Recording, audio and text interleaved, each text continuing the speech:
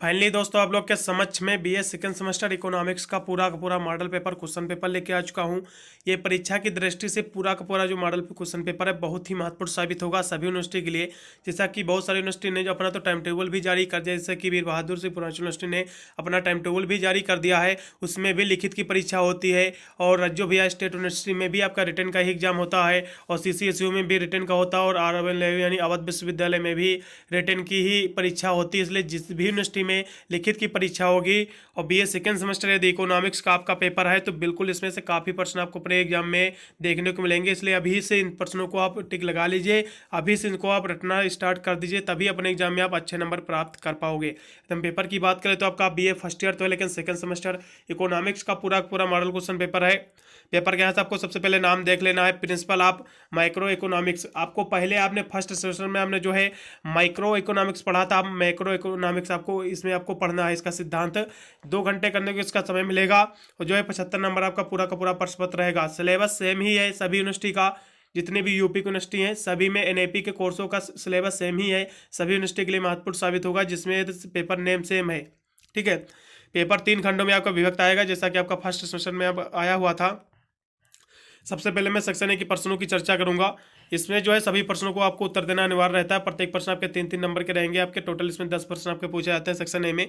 इसके हम प्रश्नों की बात करें तो पहला क्वेश्चन इसमें आपका दिया हुआ है कि GMP क्या होता है, यानी सकल राष्ट्रीय उत्पाद क्या होता है, इसके बारे में हमको देख लेना है, ये महत्वपूर्ण प्रश्न है। फिर अगला क्वेश्चन आपका कि ओपन इकोनॉमी क्या होता है, यानी खुली अर्थव्यवस्था क्या होती है, और क्लोज यानी बंद अर्थव्यवस्था, इन दोनों के बारे में आपको डिफिनेशन तैयार कर लेना है। इन दोनों के बीच में क्योंकि अंतर भी पूछ लेता है, इसलिए बहुत ही महत्वपूर्ण साबित होगा। और यहाँ से मैं थोड़ा सा और रिकमेंड करूंगा, जैसा कि आपका प्रिंसिपल ऑफ माइक्रो इकोनॉमिक्स आपका पेपर का नाम ही है, इसलिए माइक्रो इकोनॉमिक्स से आपको डिफिनेशन कंपलसरी तैयारी होना चाहिए, इसका उद्देश्य क्या है। और माइक्रो इकोनॉमिक्स और ये जो आपका माइक्रो आपने जो फर्स्ट सेमेस्टर में पढ़ा होगा MICRO माइक्रो, इन दोनों के बीच में अंतर भी पूछ लेता है, इसलिए इन दोनों की डिफिनेशन आपको कंपलसरी तैयार कर लेना है, बहुत ही महत्वपूर्ण साबित होगा परीक्षा की दृष्टि से। पिछले साल इस तरह से प्रश्न पूछा भी गया था कि माइक्रो इकोनॉमिक्स और मैक्रो इकोनॉमिक्स के बीच में अंतर क्या होता है, आपको लिखना है, दोनों की डिफिनेशन तैयार कर लेना है। अंतर पूछेगा तो अलग अलग डिफिनेशन भी आप लिख सकते हो, आपको नंबर पूरे मिल जाएंगे, कोई भी दिक्कत नहीं होगी।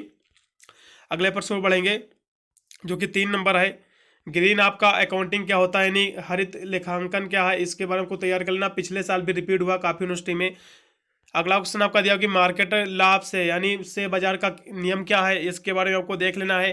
फिर समग्र फलन मांग फलन क्या है, इसके बारे में आपको देख लेना है। फिर इसमें आपको देख लेना है कि बंद अर्थव्यवस्था और खुली अर्थव्यवस्था में अंतर आपको देख लेना है, काफ़ी महत्वपूर्ण परीक्षा की दृष्टि से प्रश्न पिछले साल भी रिपीट हुआ था काफ़ी यूनिवर्सिटी में।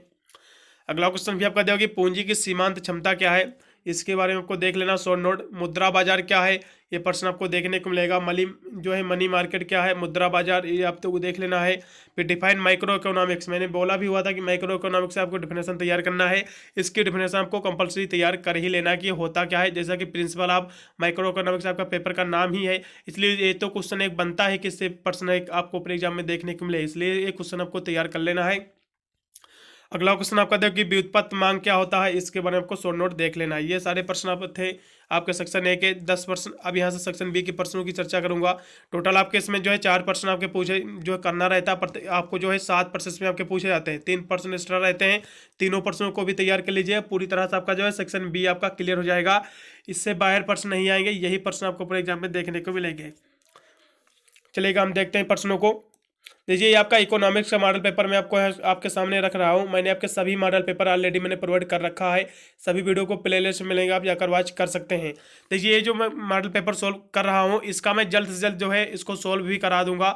एक इंपॉर्टेंट क्वेश्चन आंसर का आपको वीडियो मिल जाएगा जल्द ही प्लेलिस्ट में, आप उसकी मदद से भी आप पहले से वो देख लीजिए, आपके पास सिलेबस वगैरह है तो इन प्रश्नों को आप तैयार करके ही अपना एग्जाम देने जाना है। यदि जिन भी के पास सिलेबस या फिर कोर्स वगैरह नहीं है तो इंपॉर्टेंट क्वेश्चन आंसर से भी तैयार करके अपने एग्जाम में अच्छे नंबर प्राप्त कर सकते हैं।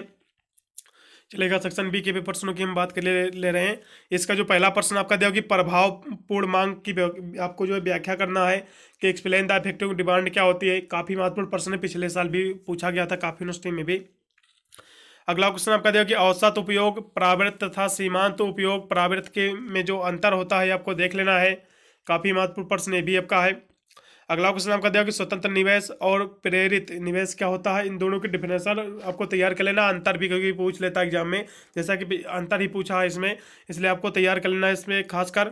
अगला क्वेश्चन आपका 5 नंबर दिया हो कि निरपेक्ष आय परिकल्पना की आपको व्याख्या करना है, ये भी महत्वपूर्ण प्रश्न है।